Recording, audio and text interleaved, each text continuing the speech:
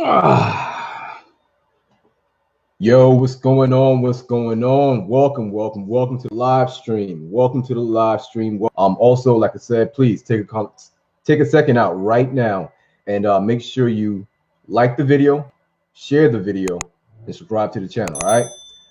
Especially, I really need you all to make sure you share this video, okay? Because I don't know what's going to happen with this content as far as how long it's going to be up, but it's going to be a pretty serious conversation.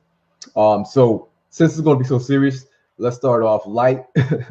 So let me know where y'all coming from, where y'all at, what y'all doing, what's going on right now. It's noon over here on the East Coast. So before we get started, let's go ahead and start this thing off with a lighter tone. All right, everybody in the chat, I'll go ahead and hit the like video, hit the like video, hit the like video. Let me know where you're coming from right now. Let me know where you're at, and we're gonna get started with this conversation. And YouTube, can everybody hear me? Okay, y'all can hear me. Okay.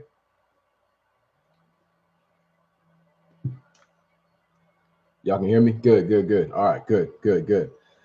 All right. So you know how I like to start these videos off. I love to start them off with quotes. Sometimes these quotes are by people I consider to be my heroes. Other times they're just quotes that are just really good. They're true. All right. So the name of this video, the name of this topic that we're going to have this conversation is called the marketing and selling of disease, or the marketing and sales of disease. And here's what you need to know about it. So I want to make sure that I go through and try to give as much detail and give as much citations and resources as possible. That way you all can do your own legwork as pertains to continuing to educate yourself. So please, this is one of those videos where you need to have a pencil and paper available and write down, save this video, download the video if you can, record it, whatever you need to do those things, because like I said, I don't know. I'm just going right now, and this video may get taken down. Not really sure. But make sure you go ahead and do those things, okay? Please. So my name is Edward Williams. I'm the founder and creator of Health by Any Means Necessary. My mission is to aggressively inspire and radically improve the health conditions of our community. And the way we're going to do that is by empowering. We have to become our primary care providers. We have to become our own primary care providers. It does not make much sense to rely on outside individuals, outside systems to take care of us. It has never worked out well for us. Once again, I recommend that everybody get a book called Medical Apartheid. Medical Apartheid. And you will, if you have a hard time believing anything that I'm saying, or you feel like some of the stuff I'm saying is a little harsh and strange, there's a couple things you need to understand. One, they sound foreign and strange because you've been thoroughly convinced. We all have. We have been thoroughly convinced that we are destined to be sick, that these diseases just run in our vein. We've also been thoroughly convinced that we need outside intervention. We've been thoroughly convinced of that. And so this is why most of the things that I'm going to be talking about sound strange, because for most people, this is going to be information that you've never been told before, particularly by your practitioner. And I'll explain, why that takes place as well, too. Healthcare is no longer healthcare for the most part. It has now become a system of disease management. All right. This means that, we're looking at your metrics, not really the whole person as a whole, but more so your metrics, your blood pressure, your glucose, your cholesterol, your weight. We're looking at the metrics, your blood work, your labs. And we want to see what we can do to keep them not too high, but not too low. And a lot of times, in order for that perfect ratio to always be met, it's going to take chemicals that's going to alter the physiology of the body. And so that's largely what most of healthcare has become. It's become a system that is obsessed with metrics and keeping them within a tight threshold. Okay. And like I said, my job is to let you know that this is a burning building. This is a burning building. I'm sounding the alarm, letting you know that one, the building is on fire. Two, showing you how to safely get out. And then three, show you how to build your own, because we should all be our own primary care providers. Whether we're talking about a household, whether we're talking about a community, whether we're talking about a church or whoever, you have to have knowledge yourself. You have to understand your body on a very basic level. It's something that you exist in 24 hours a day, 365 days out of the year for the rest of your life. So it stands to reason that you have to know a basic level of information that pertains to your body. And this is all wrapped up under the top, well, the what I call health defense. Health defense. Okay. So before I get into it, make sure you understand that this is grown folks talk. I assume that everybody who is watching this video is willing to actually do the work. I don't bring this information to scare you, like I'm going to show you the medical institution does purposely.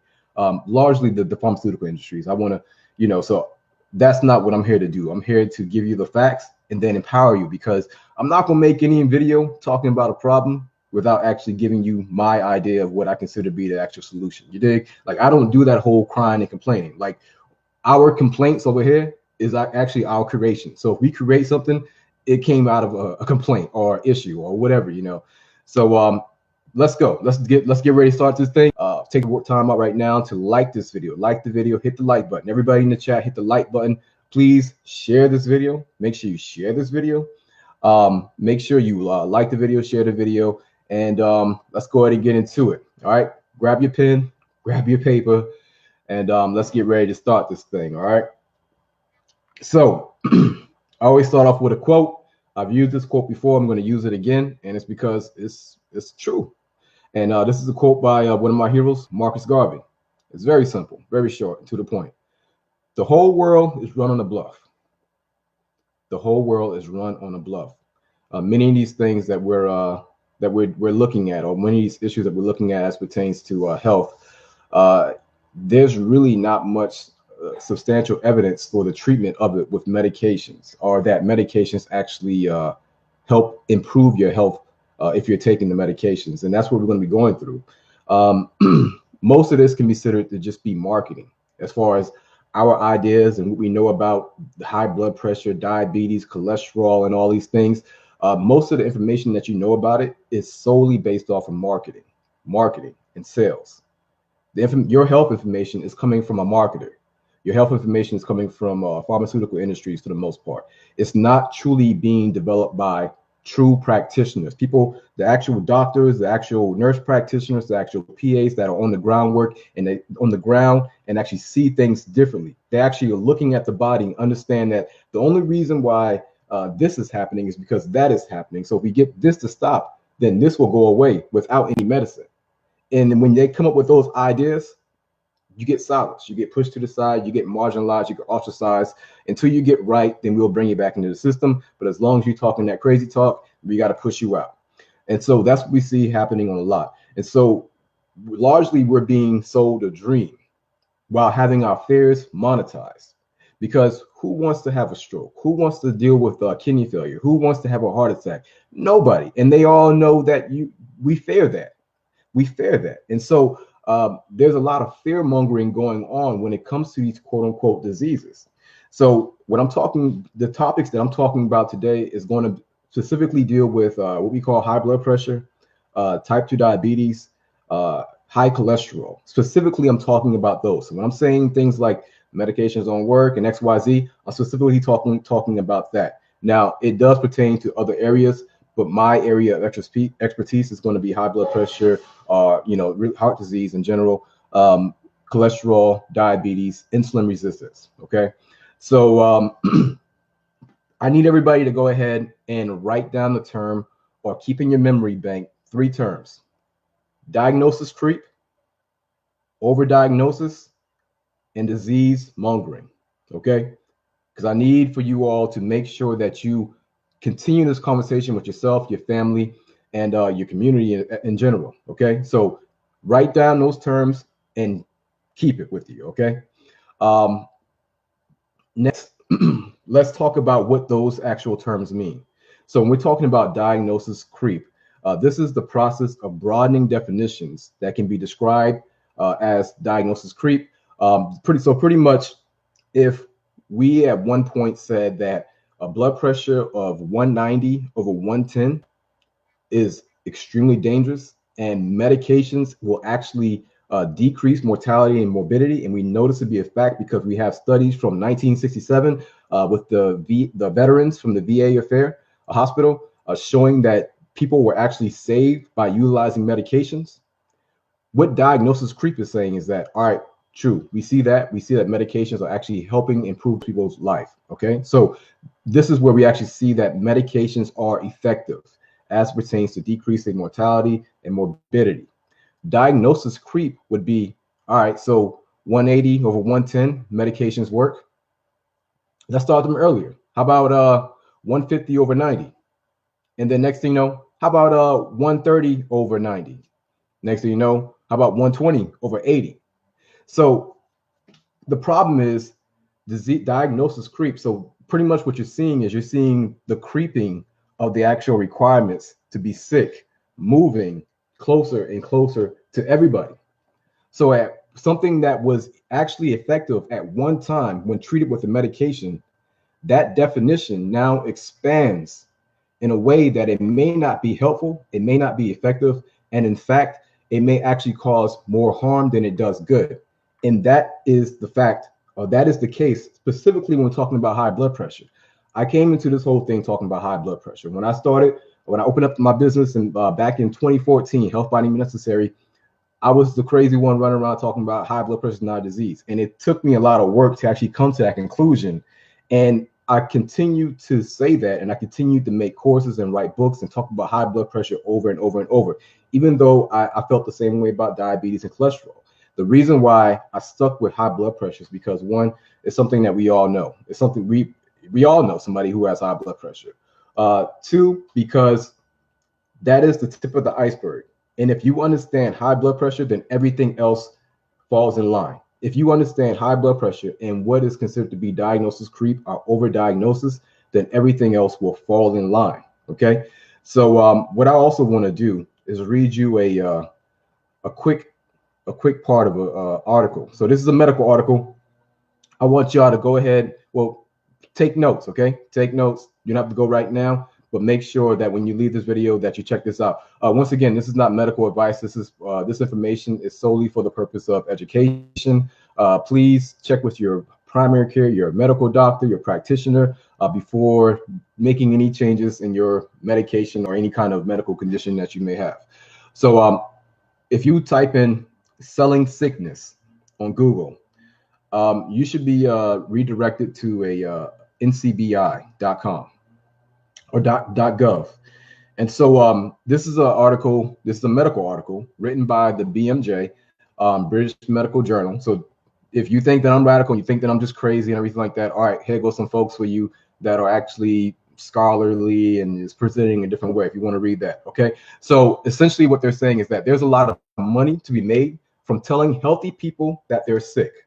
Some forms of misleading, some forms of medicalizing ordinary life may now be better described as disease mongering, widening boundaries of treatable illness in order to expand markets for those who sell and deliver treatments. Pharmaceutical companies are actively involved in sponsoring the definition of diseases and promoting them to both prescribers and consumers. All right, so that's a problem, right? That's a problem. So we're talking about a disease, right?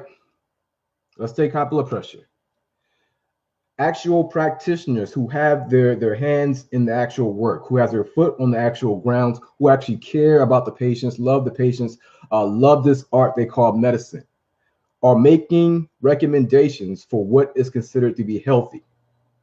They're making recommendations for what should be treated with medications and what should not be treated with medications, because on a clinical level, when you're actually on the ground, you don't see improvements when you treat people for medications for a certain criteria. So you have the people who are doing the work actually making their recommendations. And it makes sense that those people would actually make their recommendations because they are the practitioners, right? They actually went to school for this stuff, right? So what happens is, like we said, back in 1967, this is an actual real study with high blood pressure in veterans. And, this is where they actually show that high blood pressure medications were actually effective in veterans who had a diastolic higher than 118. Yeah, 118. Like you had multiple veterans who actually had higher diastolic numbers. Systolic really didn't play a big role because back then they understood, they had a better understanding of what was going on with high blood pressure. They understood that blood pressure was essential it was essential that the blood pressure, your body would work that hard to continue to perfuse the 37 trillion cells that you have. And so in 1967, with the Veteran Affairs study, that's when they saw that medications given to someone who has a diastolic number, a bottom number of 118 or higher, actually improve or decrease mortality and morbidity. But outside of that, they weren't seeing any actual improvements. And so what happened is you start getting pharmaceutical industries who have chemicals that can alter the physiology and grant you a certain metric. So if you have a chemical that can block a beta receptor, which will decrease the contractility of your heart, boom, we got a market. If you have a medication that would act on your pancreas to make it secrete more insulin, boom, we got a medication. Now we just have to create some type of disease. Now we have to actually find an audience to sell it to. But what if it's not a problem? And it doesn't matter if it's not a problem. We have chemicals that can alter the physiology. We now need to link this up to a disease. So if we don't have an audience, create an audience. That's what this article was saying. That's what this article was saying. And so it's talking about the social construct of illness. The social construct of illness is being replaced by the corporate construct of disease. And so at one point, medical practitioners actually took care of these things. They actually took care of these things. They actually decided what was going to happen. But that is being pushed out. And now your new doctor is somebody with a business suit on, briefcase, that has no idea about medications in your body and anatomy and physiology. All they know is about the actual investors and making sure we increase their return on investment. Medicine, for a large part, is really going to that level, really going to that point. So please make sure you write down the topic of the title of this article, and you'll be able to read yourself and actually look at the citations and see what it is I'm talking about. And a lot of the reason why when you read about, when it says within many disease categories of informal alliances have emerged, comprising of drug companies, staff, doctors, and consumer groups, ostensibly engage in raising public awareness about the underdiagnosed and undertreated problem. These alliances tend to promote a view that their particular condition is widespread, serious, and treatable. Because these disease awareness campaigns are commonly linked to companies' marketing strategies, they operate to expand markets for new pharmaceutical products. Alternative approach, emphasizing the self-limiting or relatively benign natural history of a problem or the importance of personal coping strategies, are downplayed or ignored. Yo, read this article. Read this article. I mean, it's straight up giving you the game. And when you look on the side, you see more games. But what happens is when these articles are released, they get bodied immediately, and they won't see the light of day. But these are people who are actually on the ground seeing that, yo, I'm giving medications to patients who aren't benefiting from them.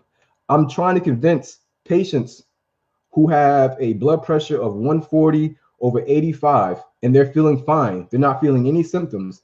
I'm convincing them to continue taking a medication that is making them lightheaded, that makes them dizzy when they stand up, that's giving them a dry chronic cough, that's causing erectile dysfunction. And I'm convincing them that I know you didn't feel a problem before, and the medication I gave you is now making you feel a problem, but trust me, you want to continue to take it.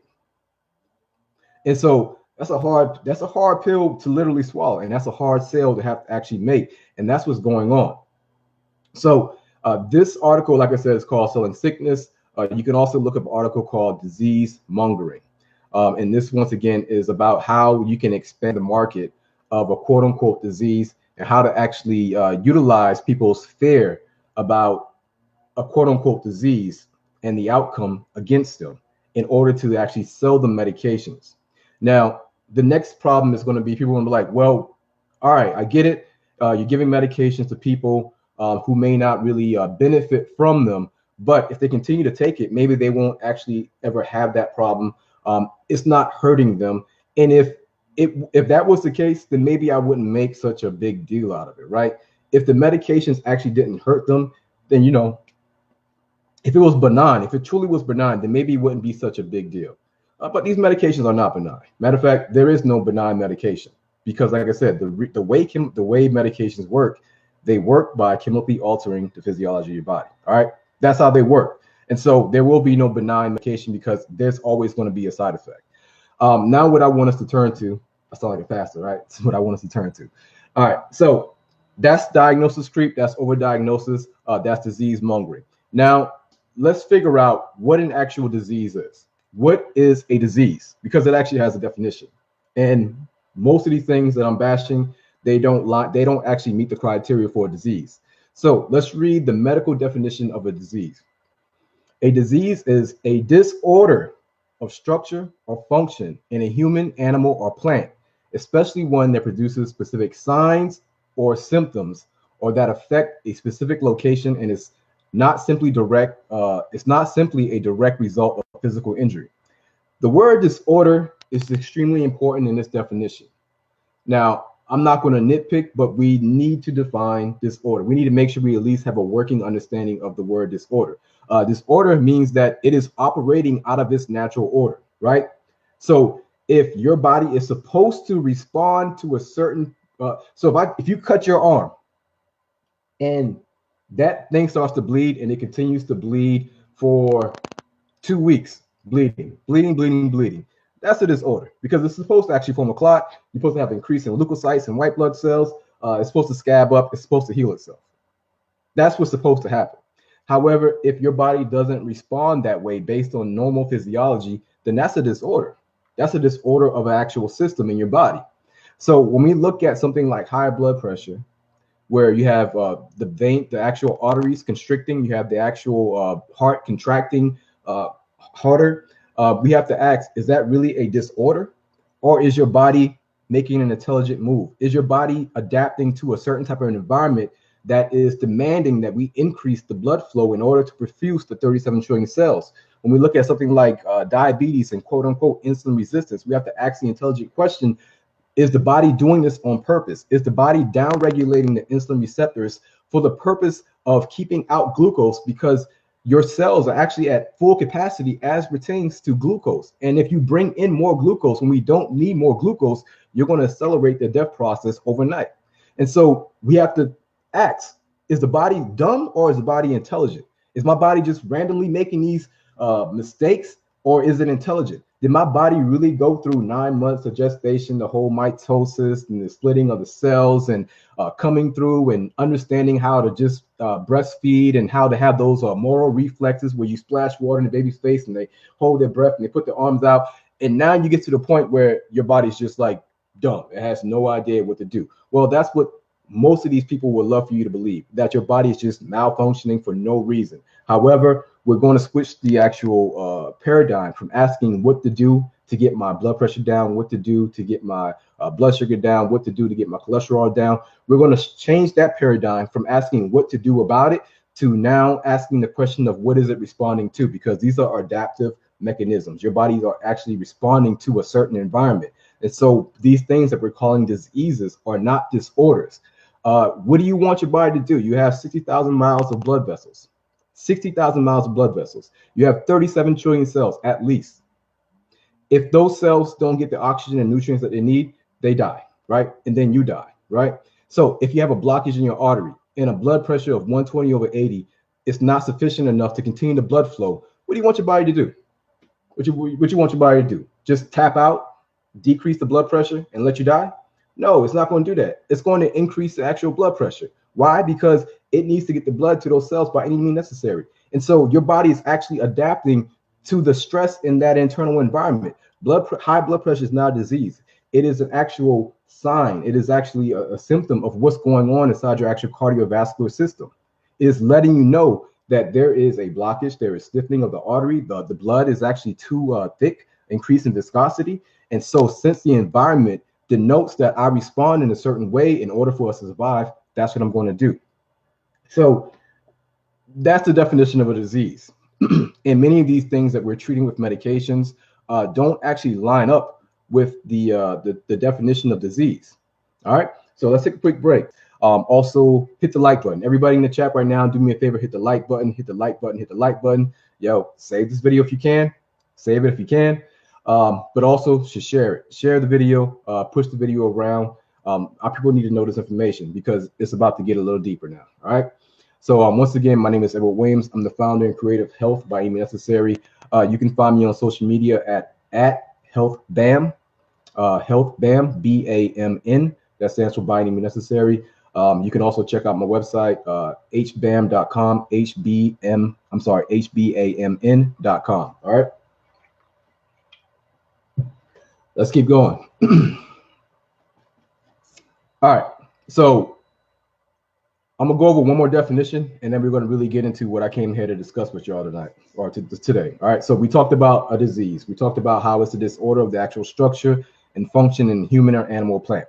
Let's talk about a risk factor, because what's happening is there a subtle switch from something that's a risk factor to getting you to call it a disease. They won't call it a disease. Like on books, in actual text, black and white, it's not listed as a disease. It's listed as risk factors. However, they allow other people to call it a disease because that's where the money starts to come in. So a risk factor. In epidemiology, a risk factor is a variable associated with an increased risk of disease or infection. Risk factors or determinants are correlational and not necessarily causal, because correlation does not prove causation. And I think that's something that Johnny Cochran said. Correlation does not equal causation. Epidemiologists often use the term risk factor to indicate a factor that is associated with a given outcome. However, a risk factor is not necessarily a cause. So what does this mean? So this means that let's just talk about a fire. Like, let's say you have, for the past couple of days, there's been fires in the neighborhood, right? Houses have been burning down. Somebody's going around and they're actually causing fires in the neighborhood. And the police arriving on the stage, on the scene of the crime. The police are arriving on the scene of the crime. And every time they get to the scene of the crime, they're like, house on fire. What's these people over here doing? This big red truck with all this fluid coming out of it. What are they doing? You know, they were there at the last fire and the fire before. That's interesting. And then another fire happens, and then they get to the scene, and then, there goes that big truck with the word fire on it, with the word fire truck on it, and it's pouring out all this fluid. I got it. That fire truck is causing the fire, because every time we show up on the scene, the fire truck is on the actual scene of the crime. Therefore, the fire truck is causing the actual fires. We solve the case, lock them up, and throw them away. And so you lock them up, you throw them away, and then what happens? The fire keeps going, but now the fire is worse because there's nobody to actually stop the fire until you actually hear somebody say, hey, those were firefighters. They were actually fighting the truck. They were actually fighting the fire. The reason why they're on the scene of the crime is because they have a function and they're not the enemy. These people are convincing you that you are actually producing enemies in your body willy-nilly. Good cholesterol, bad cholesterol. Where they do that at? That's a medical fairy tale. There's no such thing. Your body creates cholesterol. There's no good cholesterol, bad cholesterol. High blood pressure. Your body's just doing it for no reason, right? That's what they'll tell you. Oh, it runs in your family. It's genetic. Your mom gave it to you. Your dad gave it to you. It runs in your family. Oh, and plus, you're black. So what you expect? You black. You're going to get sick, right? That's the narrative that we are subtly given on a day-to-day basis. Now, that's what we're talking about when we're talking about risk factor. Just because something is on the scene of the crime doesn't necessarily mean that it is the cause for it. All right. So it's very important that we be more responsible as practitioners. So if you're a practitioner here, it's very important that we as practitioners become very responsible with the term disease, because once again, disease has a term. And when you label somebody as having a disease, that's not a benign move. That's not a benign move, because, like I said, the disease, the term disease actually has a definition, and the conditions that I'm talking about don't even meet that criteria. So we're talking about high blood pressure. You got to understand that this matters because research shows that being diagnosed with a chronic disease, when you tell a person that they have a disease, it can cause a person a great deal of distress, because it's going to put them on an emotional roller coaster. When someone is informed that they have a disease, it's automatically going to be associated with death. So you're automatically going to tell this person that they have a disease. They're automatically going to think about the dying. And this is going to put them in an emotional roller coaster because from this association of early death, they will now make moves based on fear.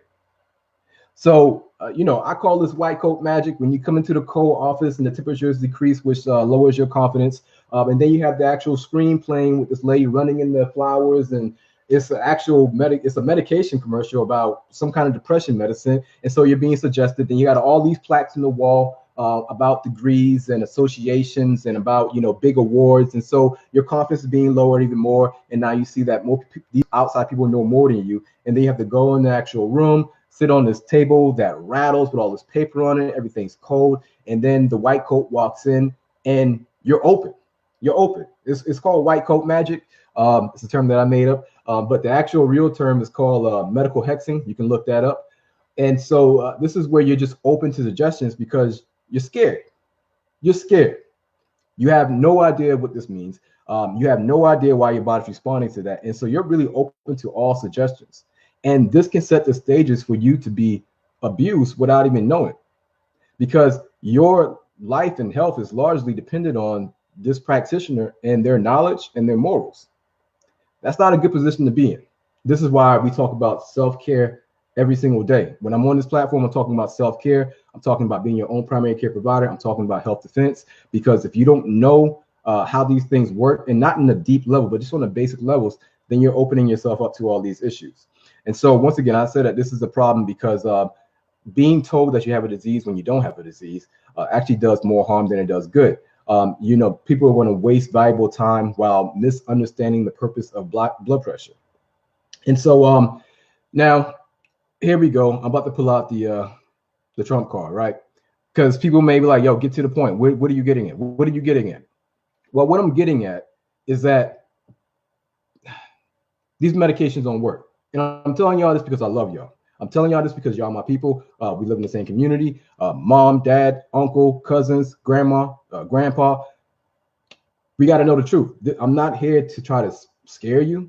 I'm here to empower you, because if you understand that the medications you are taking don't work as it pertains to decreasing your mortality and morbidity, and you're taking them thinking that you're safe, and you're just allowing the lifestyle part to continue to go the way that it's going to work, you're going to get the same results that everybody else is going to get, that whether they take it or they don't take it. If the lifestyle part doesn't change, everything else is going to stay the same. This means that the rate of hospitalization, the rate of death, the rate of strokes, heart attack, kidney failure, ending up on dialysis, amputations, erectile dysfunction, so forth and so on. If you don't actually change, the only thing that works is changing the lifestyle, improving the lifestyle. That's the only thing that has been shown time after time after time after time to actually work.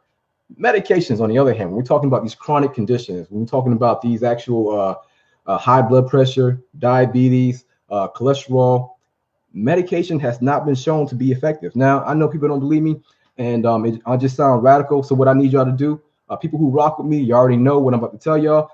Type in the NNT. The NNT, Nancy, trouble. Type in the NNT and make sure y'all write these things down, please. And like I said, share this video, subscribe to it. All right. So if you're on the NNT already, please go ahead and click on the part at the top that says reviews. And then you're going to click on therapy NNT. Now, I'm going to be very brief with this because I've done multiple videos on the NNT. I've done multiple videos on why these medications don't grant you the result. And this is where the disconnect becomes. This is where I get the actual disconnect with not only my medical colleagues and the people I'm trying to help. The reason why we get the disconnect is because essentially we're speaking different languages. And this reminds me of a story I heard. They call them slave narratives. But this reminds me of a story I read about people back when our ancestors were enslaved. You would have people who look like each other, look exactly like each other, came from the same country, and could not communicate with each other because the new brother or sister that was just stolen from their land and brought and forced over to this land spoke the indigenous language. And then he's looking at his brother or sister who has been colonized, who has been enslaved and has been here for multiple years, who now speaks English, is trying to communicate with his brother or sister even though they look alike, come from the same continent, come from the same country, they can't communicate. They can't communicate. She has no idea what he's saying. No idea. And he can mean like he's trying to like give her the game, really empower her, tell her, what we got to do. She can't understand anything and looks just like him. And most likely is related to him. Can't understand him. And so because we've been conditioned and we have been heavily marketed to by the pharmaceutical industries and not by the actual practitioners, I fully believe that this thing would look very different if we were getting the information from actual people on the ground, the actual practitioners who have a heart, who have a soul, who have morals and ethics, but it doesn't work like that. So let's go to NNT. So when we look at the NNT, if you look at where it says antihypertensive for cardiovascular prevention and mild hypertension, what you're going to see is that they're telling you when we look at the number needed to treat, so NNT stands for number needed to treat. This means how many people do we have to give this medication to for a certain amount of time before we actually see them being saved from death, stroke, heart disease, or any type of cardiovascular event? How many people do we need to actually treat? And once again, the name Cochrane pops up again because Cochrane is usually they're like the hating. They're like the haters in the pharmaceutical industry because they come behind and do independent research. And it was like, so this whole study and this whole industry, this $1 billion industry that you created is built off of bullshit. And none of this stuff actually works. It doesn't matter. And we've done studies on it and we came out to this conclusion. So when you look at this study right here, it's talking about antihypertensive treatment for the primary prevention of cardiovascular events and mild hypertension. When we're talking about mild hypertension, once again, we're speaking different languages because if you go look at what mild hypertension is defined as today, that is different than what it was in 2012. So what I mean is that this study that Cochrane did was back in 2012, okay? This is when mild hypertension was defined essentially as anything systolic number under 160 and the bottom number under, 159 and the bottom number under 99. So this study is all about medications being given to anybody who has mild, it's called mild hypertension back in 2012. If you're giving medications to people who have mild hypertension, a blood pressure, essentially 160 systolic number and 99 bottom number. If you're giving medication to the people, we show that it doesn't help anybody. You can give the medications as long as you want. It doesn't help anybody. It doesn't prevent strokes. It doesn't prevent deaths. It doesn't prevent heart attack. It doesn't prevent cardiovascular issues. However, 1 in 12 of these people will be harmed by the medications and they will have side effects and they will have to actually stop the drug. That's what this study is saying, right? And so now, once again, I told you about the disconnect in the actual language because I'm saying mild hypertension. Mild hypertension is something different today. And this is the very interesting part about it that will make you go through a mild psychosis if you don't really peep game and understand that, this is the street game. Like this is the street game all over again. Like we think that they're thugs. We think that these are gangsters. No. The gangsters and thugs look very different. And you have to really switch the way you look at them. So the reason why, right now, if we were to look up what mild hypertension is, based on the newest guidelines, which we got to talk about that's a whole different conversation. If we look at what mild hypertension is considered to be today, mild hypertension is considered to be, if we look at the mild hypertension of 2012, which is anything below top number 160 and bottom number 99, anything at that range and low is considered mild hypertension. Well, that blood pressure reading today puts you at a stage 2 hypertension. This means that you're in big trouble. If you got a blood pressure, like if you did a time travel and you were sick, you were healthy back in 2012, and we traveled you up to 2019, you will be sick. And that's what happened. So that blood pressure back in 2012 is now considered not only to be bad, but bad. Like it's stage 2, not stage 1, not elevated, not stage 2, my friend. So not only are you sick, but you sick. So how did this happen? How does this happen? I'm I'm gonna break it down real easy about how it happened. Essentially, the way it happened is that I got a goalpost, right? And I'm saying, hey, kick the ball. Boom, and you kick it. You knock it out of the park. You score. You kick it again. Boom. All right, good. And I'm like, this guy's pretty good. Squirrel. You're like, what? And I'm like, and I back off. I'm like, yo, I don't know. Maybe it was wind. I don't know what it was. Kick the ball again. And you're like, I just kicked it, man. I just knocked it out the park, bro. And you're like, no, kick it again. And you kick it. Ooh, kick it again. Ooh, what happened to your foot? You have foot fatigue. We need to treat you for that. So essentially, the goalposts move, the requirements move. And that wouldn't be a problem if it was being done for a reason that would actually improve people's health. However, that's not the case. And if you Google the topic or you Google, it's at slate.com, most people who take blood pressure medication possibly shouldn't, right? This is an article that was written back in 2012. Like I said, these articles are old.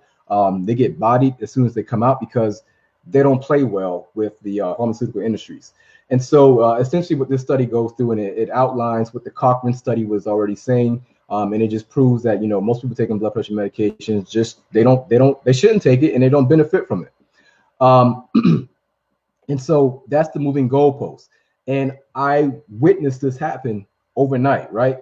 Back in 2017. So on the low, I'm a medical nerd, right? Like on the low, I'm the person who gets alert about anything that's popping off in the world of heart disease, blood pressure, diabetes. I get an alert on my phone. New article just came out. New study just came out because I'm doing this for my people. I need to see what's going on before it even happens. And so back in November 2017, I got one, right? And so for years and years and years and years, something called JNC, which stands for Joint National Committee, was always in charge of dictating what the blood pressure guidelines were, right? They were always in charge of it. So you have something called from JNC 1 all the way up to JNC 8. You have JNC 6, JNC 7. And so JNC 6 and 7, they're pretty much, everybody's familiar with that. Let me see, let me pull up real quick. So essentially, they're pretty much saying that a blood pressure that is normal is considered to be 120 over 80. That's considered to be normal. And then JNC 7 now took that normal and they said, well, that's no longer normal. We're considering that to be pre-hypertension. So JNC 7 was the corridor. It was the first time that we ever saw this thing called pre-disease. So JNC 7 introduced pre-hypertension, and this was the first time we saw pre-disease. And from pre-disease, you get pre-diabetes. And so you start getting all these pre-sick. So it's like, you're not sick yet, but you're about to be sick. Like, you're not sick, but you're finna be sick. And so since you're finna be sick, let's go ahead and treat that sickness. And so in 2017, I got an alert on my phone in November. And essentially, the guidelines for blood pressure had changed. Now, we talked about JNC 6 and we talked about JNC 7. JNC 7 actually introduced pre-hypertension, right? Well, they must have had a lapse in their memory or something happened. Some radical person must have took over the JNC committee because the JNC 8 was the only JNC that actually showed they were using actual data. They actually did studies. There's like, yo, who's going to benefit from taking medications? I don't want to know about, how low it's going to take the blood pressure. I want to know who's going to benefit from it. So the JNC 8 came to this conclusion and they said, yo, straight up, this is what we have. If you're 60 or older, then we want to see your blood pressure 150 over 90 or less. We don't have any evidence that treating your blood pressure down to 120 or 110 will benefit you. In fact, we have evidence that means that if we get your blood pressure that low with a medication, it'll actually cause you more harm than good. And they said for everybody else who's 60, who's younger than 60, your blood pressure, just keep it 140 over 90. Keep it that number or below, because we don't have any evidence that points to us treating you with medications that will actually improve your health. Matter of fact, if we treat you with these medications, we're just going to make things worse. So that's what the JNC 8 said, and people were big mad. They had a huge problem with that. Then you had the rebels of the medical community that were like, yeah, all right, cool, about time. And then what happened? In November 2017, I get this alert. JNC 8 got bodied. It got assassinated. It got taken out. the JNC Joint National Committee was no longer in charge of actually dictating blood pressure. They got pushed up out of the paint. And now the people who took over of the actual blood pressure guidelines with the American Heart Association and American Stroke Association. And people will be like, yeah, that makes sense. You know, Heart Association and Stroke Association. So what they said is that if your blood pressure is above 120 over 80, you have high blood pressure. You have high blood pressure. All that talk they did the year previous about you being healthy and not needing taking medications, your blood pressure is at 130 over 89, you need medications.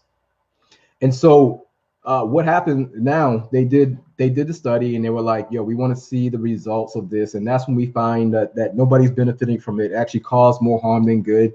But I guess that doesn't matter because it's still being pushed. So since it's still being pushed, people are still having issues with the medications. And then this is why when you look at the number needed to treat, you don't see any benefits because the benefits never came to people who had mild hypertension. The benefits never came to people who had mild conditions. The benefits of medication only works in extreme situations. This is why you'll see medication helping people out who actually already had a actual event, a cardiovascular event. The only thing that actually benefits and that actually works is the improvement in lifestyle. And so you can go back on this, the nnt.com, and you can keep on looking, right? You can look at cholesterol. That one is just sick. When you look at heart disease, statin for the actual prevention of heart disease, not only will people not benefit from it, but people are actually, you're going to get people, one in 50 people are actually going to develop diabetes. Yes, these statin medication can actually cause diabetes. 1 in 10 people are actually going to have muscle damage, rhabdomyolysis, because one of the ways that this statin medications work is by inhibiting the actual enzyme that creates cholesterol. Lo and behold, you actually need cholesterol. And so when you start messing around with the body and what it's naturally doing, you're going to have what the medical community calls side effects. So, and if you keep on going down and going on, you look at how the number needed to treat for those who are taking anti-diabetic medications or even insulin, you're going to see a common theme. It doesn't work. It doesn't work. So, and let me say this, you know, because people are going to be like, yeah, I take medication and it lowers my blood pressure. All right. So, yeah, it works as far as the metric part goes. I don't disagree that if you take a beta blocker or a statin or a anti-diabetic medication, I agree that beta blocker will block that receptor, which will cause your heart to decrease the contractility. The ACE inhibitor may actually cause vasodilation. I agree. And that's going to result in a lower blood pressure. I agree. I don't disagree that sulfonylurea, such as glimepiride, will actually increase the actual secretion of insulin from your pancreas. I agree. I agree that metformin will actually decrease the absorption of glucose. I agree. I agree that the statin medications, simvastatin, Lipitor, all these medications actually inhibit the enzyme in the liver that creates cholesterol. I agree. On a metric level, yeah, they're effective as far as decreasing the metrics. My question is, how effective are they when it comes to decreasing mortality and morbidity? Because that's why you're taking the medication. You're taking the medication because you don't want to die from a heart attack, a stroke, any kind of cardiovascular event, kidney problems, kidney disease. That's why you're taking the medication. So what we need to know, what we need to ask is, how do they work on that part? The actual important part, the reason why I'm actually taking the medication. Yo, these medications will actually cause you the big event that you're trying to run from, such as the statin medication or the blood pressure medication that actually increases the chances of having a stroke. They work the opposite. So while we're taking chemicals to chemically alter the actual physiology of the body, we need to understand that your body is doing these, it's making these adaptations on purpose. Your body is actually doing these things on purpose. And so somebody's going to ask the question, are you saying that having high blood pressure is healthy? Are you saying that having high cholesterol is healthy? Are you saying that having a high blood sugar is healthy? I need for us to step out of this Western philosophy of good, bad, healthy, unhealthy, and ask the question of what is appropriate. Because what I'm telling you is that it's appropriate. If you're not taking any medications and your blood pressure is 150 over 90, that is an appropriate response given the environment. if you have stiff arteries, what do you want your body to do? It's responding appropriately. An inappropriate response would be to actually not adapt. That would be a disorder, right? Yo, y'all talk to me. Come on, let me make sure I'm not talking to myself. If you have a stiff artery, if you have a blockage in your artery, you got 60,000 miles of blood vessels. We're talking about 60,000 miles. This means that it can wrap around planet Earth 2.5 times because the radius of planet Earth, the circumference of planet Earth is 25,000 miles. And so your vessels, your blood vessels can wrap around planet Earth 2.5 times. So in the event that something goes wrong, such as a stiffened artery, such as actual blockage, such as actual clot, or maybe you have thick blood, you have a decrease or increase in viscosity, should your body have the ability to actually adapt and overcome these adversities? Wouldn't that make sense? Wouldn't that be the appropriate response? If you have a blockage and you have 37 trillion cells and your body needs to get the blood to perfuse those 37 trillion cells, wouldn't you like your body to have the ability to adapt? Right. And so that would be the actual proper, appropriate response. However, a disordered response would be to, it's like a disordered response to somebody running up on your family and putting in work on your family right in front of them. A disordered response would be to call the cops. A disordered response would be to, hey, don't hit my son. Hey, don't do that. Or the disordered response would be to world star. Ooh, look at that baby get punched. Ooh, that would be a disordered response. You dig? So you bet not do any of those things. The appropriate response would be to neutralize the threat.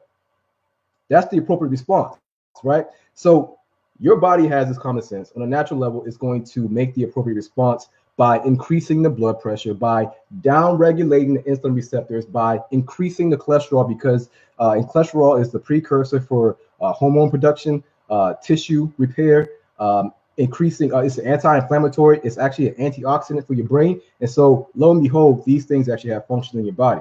And so when your body activates these troops, it's the appropriate response. Inappropriate response would be to not do anything in the face of adversity. Medications make your body not respond appropriately in the face of medications. Let's go back and look at the definition for disease. A disease is a disordered part of the body, the function, the system. This is where the system is not operating appropriately. It's not operating the normal way. So I told you, when your blood pressure increases, it's doing that because of the actual environment. When you have insulin resistance, it's doing that because of the environment. When you have high levels of cholesterol, it's doing that because of the environment. It's doing that because your body's actually adapting. Your body sees it necessary to actually do these things. That's the normal order. That's the normal function. If it doesn't do that, if you don't have the ability to actually create cholesterol in the face of need, if you don't have the ability to create a high blood pressure in the face of need, you die. Medications make you operate inappropriately. So maybe the case could be made that medications actually create diseases, because a disease, I'll read the definition for y'all again, so y'all can think that, you know that I'm actually reading it. So a disease is a disorder of structure or function. If the normal function is to actually increase and adapt, and a disorder would mean that it would not increase and it would not adapt, we now have to find out what would make your body do that. And medications will actually make your body not adapt to the environment. So maybe somebody can make the case for medications actually creating diseases, real diseases. So yo, y'all still with me? Let me check in with you real quick. So essentially what we have, high blood pressure is a risk factor, right? High blood pressure is a risk factor. Increasing glucose is actually a risk factor. Increasing cholesterol is actually a risk factor. Yes, they may be on the scene of the crime. That don't mean they actually committed the crime. And so what we have is the medicalization of risk factors. And this is how back in 2017 of November, where you had millions of Americans that went to sleep healthy. They went to sleep healthy. Their blood pressure when they went to sleep was healthy, was fine. And then when they woke up, guess what? When they watched the news, they found out that they were sick. This happened in 2017 November, because the threshold was dramatically lowered. The threshold for healthy blood pressure went from being 140 over 90 all the way down to 120 over 80. If you creep if you creep just one bit above that 120, you sick. You sick. And so you have people who went to sleep healthy, woke up sick, and what that did was the percentage of people who had high blood pressure went from 31.9% of the American population all the way to 45.6% of the American population, which means that the pharmaceutical industry now has 31 million people that are potential candidates for their medications. Now, the big problem with all of this is that when we look at the actual people who are sitting on these panels to decide what your blood pressure should be, what your blood sugar should be, what your cholesterol should be, when we look at these panels, who's sitting on it? It's a freaking joke. It is a freaking joke. So when we look at who's sitting on the panels, hold on real quick. Let me pull something up. So when we're talking about high blood pressure and we're looking at who's sitting on the panels, among the panels, that's the close competing interests, 75% of the panel members had multiple ties to a median of 7 drug companies each. These members were paid by companies for activities like speaking, consulting, advising, or research. And so when we look at the actual drug panel, the blood pressure guidelines back in 2003, this is when the term pre-hypertension was actually created. You had 80 members on the panel that created the term pre-hypertension, which people were now eligible to be treated for. 80% of those members actually had ties to 12 companies each. 8 of the 9 members had financial ties. All right. So what does this all mean? This means that you can't really depend on these entities to provide you with true health. Yo, y'all hold on real quick.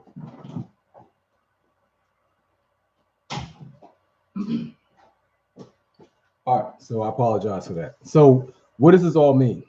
What does this all mean? This means that it is past time that we start doing for self. It is past time that we become our own primary care providers. It is past time that we have a decent understanding of the body. And it is past time that we be proactive. It's past time that we start being so passive as a community in our health. Now, I did a video the other day called Obesity in the Black Community, or something like that. It's the last video that I did. You can go check it out. And a lot of people brought up some topics, some points on social media as far as why it's a problem and why, we can't fix the problem. And I get it. Those people didn't watch the videos because every single point they were saying was a problem that truly is a problem. So we're talking about food deserts. That's a huge problem. That's a huge problem. When we talk about, just culture, yeah, that's a problem. But at the same time, when I go through and actually talk about the solutions to the problem, I can tell that those people didn't watch the videos. So if you are just looking for a way to wriggle out of doing the work or trying to find an excuse, then I'm just simply not your guy. I'm just simply not your guy. However, if you're looking for practical and sustainable advice, recommendations, information to actually empower yourself and your family, we can talk it all day. All right, we can talk about it all day. And so for those who've been watching me, you already know where I'm going with this as far as my recommendations, right? You already know I'm going with this. So let me go ahead and wrap up the medical part by saying this. We have to ask the question of appropriate versus inappropriate. We also have to learn our bodies. We also have to pay attention to our bodies. We also have to stop relying on outside systems to solely be in control of our health while being so passive in it. We just have to do way better. If we don't, then we're going to leave behind a generation of kids and our grandkids and so forth and so on that will truly believe that this just runs in their family. We have to take action right now, today, to start to improve our health as a whole, as a community, and show the next generation coming up how you do this. Because if not, everybody's going to be getting placed on medication at an earlier and earlier age. Diabetes in the pediatric ward, used to be something that was, for the most part, 90% type 1 diabetes. Now, when you go to pediatric ward and you talk about diabetes, it's 50-50. 50% type 1, 50% type 2. It's increasing. And we just have to, because right now, with the rate we're going, our kids are going to continue to actually believe, our kids and our grandkids are going to continue to believe that, yo, it runs in our family, it runs in our veins. So go ahead and treat the baby, even though it's just born, along with everything else that you're giving the baby, go ahead and give it metformin inside of the Similac, because black people, black babies, they just get sick. So go ahead and give it to them right now. So for those who don't know, you can look this up real quick. There is a blood pressure vaccine that's being made. They have now passed the second stage. They're trying to get it to be more effective. They're trying to get it to last longer, because right now when you get the vaccine for blood pressure, it only lasts 6 months. They're trying to see if they can stretch that to a whole year. So yeah, you can check that out if y'all think I'm just over here rambling. All right, so we need to understand, we talk about appropriate versus inappropriate. Many of the health advice that we have is actually marketing. It's actually medical marketing. These pharmaceutical industries, they heavily influence the actual practitioners. The practitioners really don't understand what's going on, not as a whole, but they truly think that they're helping the patients. A lot of them, I can't speak for all of them, but a lot of practitioners just believe that they're helping the patients based on the guidelines, and that's the problem. So this isn't about the actual practitioners themselves. You got to understand that the practitioners have to practice protocols and guidelines, and it is within that system of protocols and guidelines where it's already baked in. Like the bag is already secured within the actual advice. The advice itself already bakes in the bag. And so your practitioner can be practicing the protocol the best to their ability. Many of these outcomes will still lead to medication, the increase in medication, the increase in medication, and insulin, and then the whole entire journey will look the same for everybody, that it looks like everybody else. So how do we deal with this? One, make sure you go back and check out my video I did called Better Medication versus Better Education. Because in that one, I laid out a 5-point quality question plan for you to ask. If you choose to work inside this healthcare system, then I hardly recommend that you have these 5 questions in your back pocket and you actually know the answers to these questions before you go into your medical office. The first question is it preventable? So when we're talking about any condition, this relates to any condition. You need to ask yourself, so whether it's high blood pressure, cholesterol, is it preventable? Is there something I could have done? Because even if there wasn't something that I could have done, if it's preventable, then I can now teach my kids, my family, my church, whoever, right? So we need to know, is it preventable, or is it something that just really runs in my family? Does it really run in my gene? And if it does run in my gene, what gene is it? If you can't answer that, then I call BS, right? So the next question we need to ask is it reversible? So if you have high blood pressure, you need to get an answer. Can I reverse it? If I have diabetes, can I reverse it? If I have high cholesterol, can I actually reverse it? You need to know that. Next, and this usually stops the whole conversation, but do these medications decrease mortality and morbidity? Don't ask the question of, do the medications work? Don't ask the questions of, is this a good medication? Don't ask those questions, because the game can take place. The hustle can take place.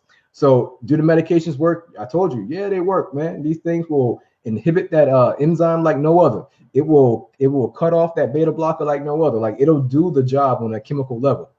But once again, your question needs to be, will it decrease mortality and morbidity? Will it decrease death? Will it decrease the other things that I'm trying to stay away from: strokes, heart attack, kidney disease, XYZ.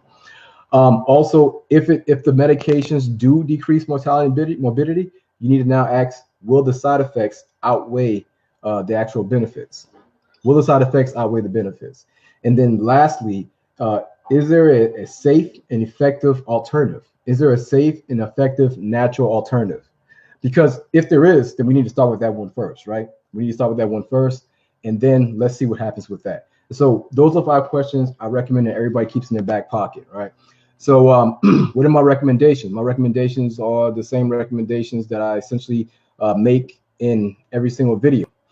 So my name is Edward Williams. I'm the owner and founder of Health by Any Means Necessary. So let's talk about the actual recommendations. So the first recommendations is to stop taking a nutritional colonizer. I did a video on nutritional colonizer, essentially nutritional colonizer or processed foods, the standard American diet. These are foods that have no intentions whatsoever to actually improve your health. I don't care what the box is screaming to you. I don't care what that bag is screaming to you. If your food can brag and talk about, now we made with your real vitamin C, now we have 10% more fiber, that's walk away. All right.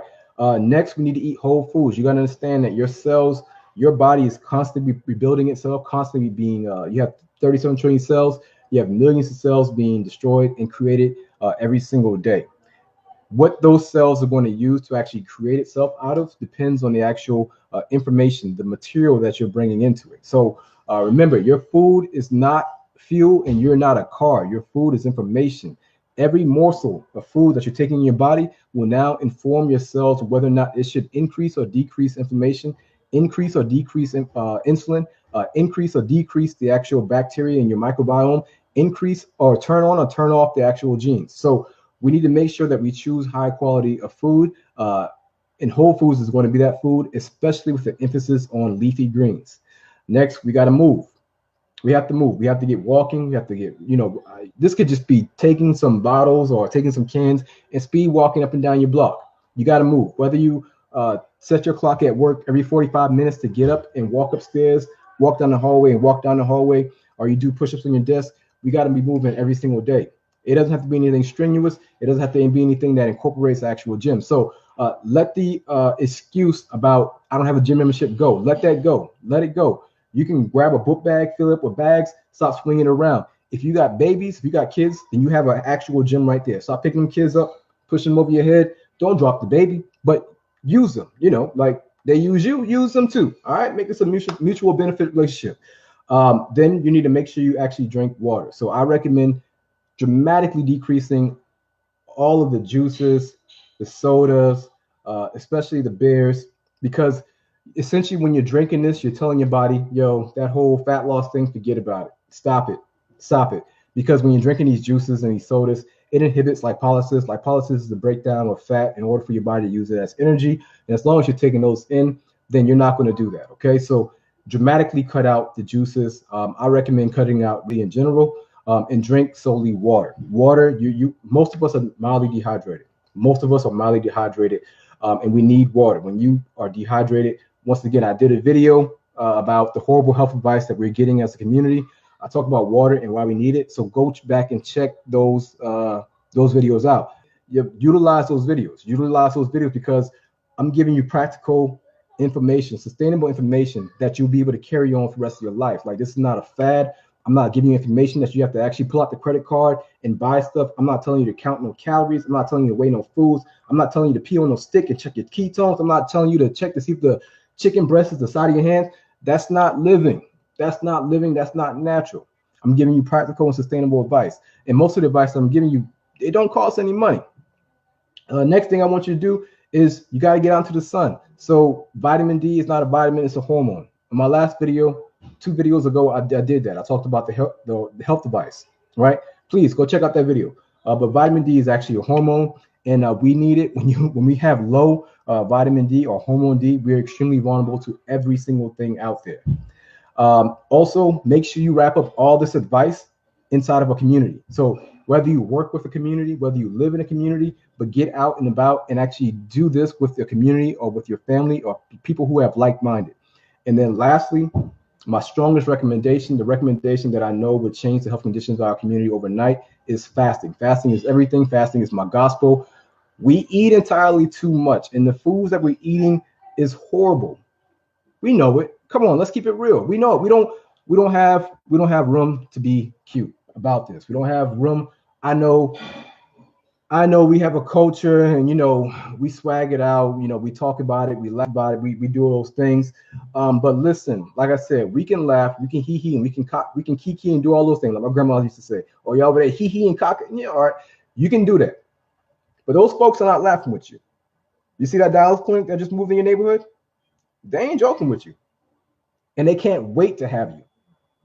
That clinic, they ain't laughing with you. They can't wait to have you. That insurance, these people are not laughing with you. They're not joking with you. They mean business. Like seriously, they mean business. So you, once again, think about the audacity, think about the mindset that it takes to take a dialysis clinic and place it right next to a liquor store, place it right next to a Chinese spot, place it right next to a chicken spot, and then put that in the plaza. Think about the audacity and the lack of respect that they have for you when they do make moves like this. They're not joking with you. They want that money. They want that reimbursement. You can be mad about it as much as you want. You can shout and do all that things like they're like, yeah, okay. Once we get you on the machine, none of that stuff you're saying doesn't matter. Once we get you on these medications, all that stuff doesn't matter. So we have to get back into the habit of fasting. Fasting was always our basic principles. Fasting is our first line of offense and defense as pertains to all of these health conditions. People want to know what herb should it take, what vitamin supplement should it take, and I actually sell herbs. They're right here behind me. I actually sell herbs, right? So make sure you go to H-BAMN.com if you want to check them out. But I actually sell herbs. But check this out. There's no pill out there. There's no vitamin or mineral or herb out there that will do for your body what fasting will allow your body to do for itself. You dig what I'm saying? We're looking for magic. We're looking for magic. What I'm telling you is that you're looking for magic, but you are the magic. You're looking for magic. You're looking for all these gimmicks. Not everybody, but a lot of us are looking for like all these gimmicks and easy ways. But we are the magic. The things that your body will do when it is fasting is amazing. It is magical in itself. You can take all the medications, you can take all the herbs, you can take all those things. But in order to fully optimize your body, to actually be able to experience what they call autophagy, hormesis, lipogenesis, fasting allows you to go through those things. So fasting is extremely important. Drink water. Watch my video. I did a video called Fasting Will Save the Black Community. I did a video called Fasting Will Save the Black Community. So check those videos out. Look, I'm not coming here to scare nobody. I'm coming here to empower. I understand that a lot of this information is very, foreign and strange, and that's cool. But I need for you all to make sure you watch these videos and be serious. See, you love your mom, you love your dad, you love your grandma, you love your dad. They are actually a person to you. Like, they're humans to you. Like, you love them. Like, they raise you, they change your diaper, they used to feed you, all those things, right? You love them. They're a person. They're not a number to you. Well, dialysis clinics don't care about that shit. They don't care about mama. They don't care about the blood pressure medication. They don't care about the side effects. None of that stuff, right? So if you want to protect yourself, your family, and the generations to come, we have to understand our bodies. We have to reach back, same code, we have to reach back and grab the wisdom that our ancestors have already left for us. All right. So, that's it. We got to push this in our community. Let's make fasting a part of our culture again. Make fasting a part of our culture again. Fasting is African as hell. Fasting will save the Black community. I know this to be a fact. I'm not talking about fasting and ketosis, and I'm not talking about fasting and any gimmicks. I'm talking about fasting as a norm. Go back and watch the video that I did called Fasting Will Save the Black Community. Like, I have the degree. Yeah, I'm a physician assistant. I'm a nutritionist. I'm a personal trainer. I did all these schoolings, paid all the money for these degrees and all those things. And I came out the other side only to tell you to do 5 things that are free. Fasting, sunlight, drink water, move. Whole foods. All right, so whole foods is not free, right? It's not free. But if you're fasting, how much whole foods do you really need? How much fasting do you really? How much food do you really need? It's going to dramatically cut back on the grocery bill. All right. So I appreciate y'all. Right? Please share this video. Please like this video. Please pass it out. Our community, our responsibility. We have what it takes. We don't need no big intervention from the outside. That shit ain't gonna work. We're gonna get hustled. Trust me when I say that. We got to do for ourselves, and there is no other way. We have to do for ourselves, and we start with the things that are practical and sustainable, such as fasting. All right. So peace. I love y'all. I appreciate y'all. Share this video. I'm gonna go ahead and get off. I'll be back on here tomorrow. Talking about, I don't know what I'm talking about. Intermittent fasting. Somebody's talking about intermittent fasting. Yeah. So really, all fasting is intermittent fasting because eventually you're gonna eat again. And those happens in interval unless you're just not going to eat again. All right. So please if you have any questions about, go and so I made a playlist. So I'll make a playlist. So pretty much any question that y'all probably gonna ask right now, I already have it. Just go and check it out. Okay. Weaponize these videos. Weaponize these videos. All right. Please make sure you understand these videos. So if you got questions about fasting, I already made a video about fasting. If you have a question about blood pressure or diabetes, I already made videos about blood pressure and diabetes, multiple. If you have questions about the medical institution and why I tell you that you need to get this information on your own, I did a video called Better Medications or Better Education. If you have a question about our history as African Americans here in this country as pertains to the medical industry, I did 2 videos, one called the story of Anaka Westcott, and then there's Leaving Tuskegee. So go back and watch those videos, and I talk about medical apartheid. But the information is out there. Please utilize it, y'all. Please utilize it, because like I said, hey, you know, I'm gonna say like Nipsey said, don't pray for me, buy for me. Share these videos, please. All right. So that's it. Our community, our responsibility. We have what it takes. My name is Edward Williams, founder and creator of Health Value Necessary. Signing off. I'm gonna holler at y'all tomorrow at 12. All right. Peace.